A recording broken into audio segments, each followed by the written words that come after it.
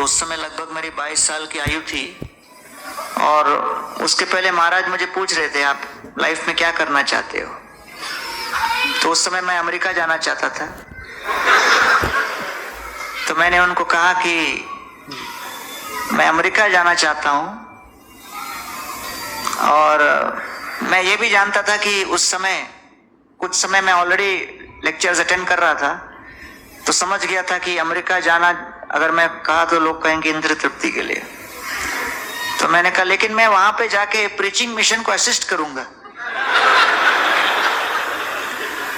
क्योंकि ऐसे कॉलेज में मैं एडमिशन लूंगा जिसके आसपास कोई मंदिर वंदिर हो, और वहां पर भी मैं कनेक्ट हो जाऊंगा।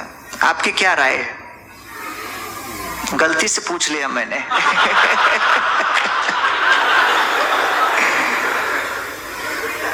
और वो गलती आज भी कर रहा हूं मैं इतने वर्षों बाद। तो महाराज ने कहा बड़ा straight, if you want sense gratification go to America, if you want Krishna consciousness stay in India. तो मेरे को बड़ा धक्का लगा, मैं अपेक्षा नहीं किया कि इतना स्पष्ट उत्तर मिलेगा, क्योंकि मैंने सुना था तब तक महाराज सबको एनकरेज करते अपने अपनी इच्छा अनुसार,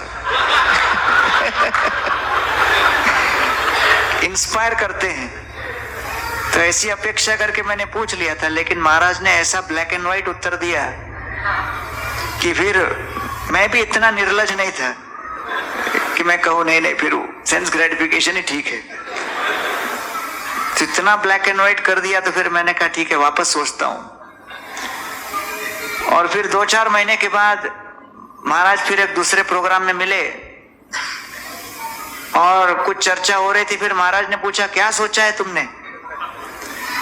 तो मैंने कहा अभी भी सोच ही रहा हूं।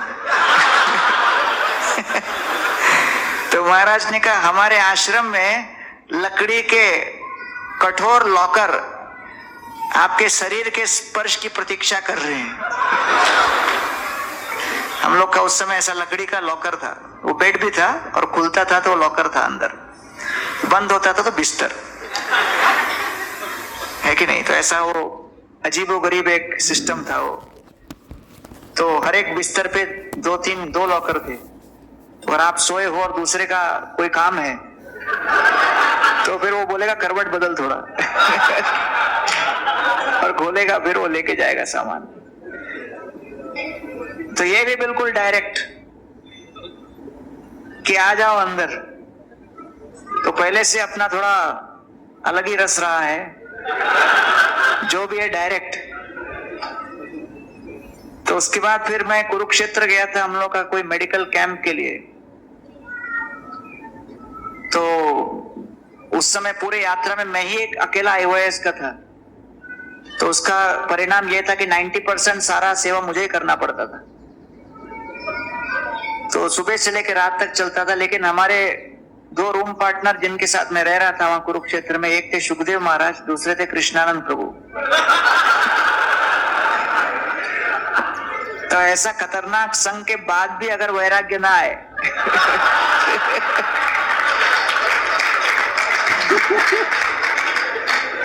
तो फिर वो तो केवल पत्थर ही हो सकता है। तो उस समय मैं सुखदेव महाराज से पहली बार परिचित हुआ था, ये बिल्कुल बाबरी मस्जिद के 10 दिन पहले, दिसंबर 5 को हुआ बाबरी मस्जिद का, 1992 दिसंबर। तो ये लगभग नवंबर में हम लोग गए थे, और बाबरी मस्जिद तोड़ने के अगले दिन फिर मैं ट्रेन में रिटर्न आया था 6 तारीख को। तो मेरे को कुछ मालूम नहीं था कुरुक्षेत्र में क्या हो रहा है। रिटर्न ट्रेन में बहुत चर्चा हो रही है। बोले क्या हो गया? अरे मस्जिद तोड़ दिया। अच्छा कहाँ पे? तो अपना ऑलरेडी एक अलग हम लोग दुनिया में प्रवेश कर गए थे। तो मैंने महाराज जी को पूछा कि आपने क्या कोर्स किया? तो उन्होंने कहा मैं तो MBBS किया हूँ आंध्रा से, लेकिन MD किया हूँ अमेरिका से। फिर मैंने कहा छोड़ दिया? कहाँ छोड़ दिया? क्यों? रखा ही क्या है वहां पर? फिर कृष्णानंद प्रभु बोले बीटेक किया, हाँ बनारस हिंदू यूनिवर्सिटी से, और एमटेक किया अमेरिका से। छोड़ दिया। मैं दोनों को देख रहा था, अरे दोनों छोड़ छाड़ के यहीं बैठे हुए हैं। तो मैं क्यों जाऊं?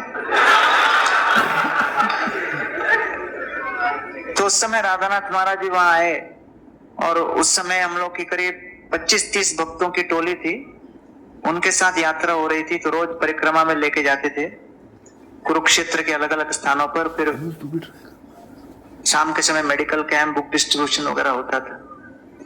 तो लगभग उस कुरुक्षेत्र की यात्रा में महाराज के लेक्चर सुन के और उनका एसोसिएशन पा के लगभग मैंने विचार कर लिया था कि अब फुल टाइम ही ज्वाइन होना है।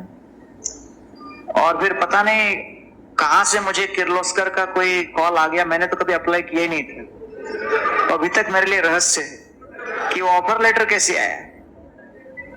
ऐसा लगता है कि वो निगड़ी का प्रीचिंग स्टार्ट करने के लिए आया था। तो वो ऑफर लेटर आया तो फिर मैंने महाराज को बताया कि अब क्या करूं। तो तभी भक्ति रसामृत महाराज ने राधानाथ महाराज को बोला कि राधेश्याम प्रभु पहले ही वहां पूना में हैं और वो अकेले बहुत स्ट्रगल कर रहे हैं और मूल रूप से उनके लिए प्रसाद की व्यवस्था नहीं है, तो ये कुकिंग करेगा तो अच्छा है। तो महाराज का तुरंत उत्तर आया, हाँ हाँ ये सही सेवा है, उनका कुक बन के जाओ।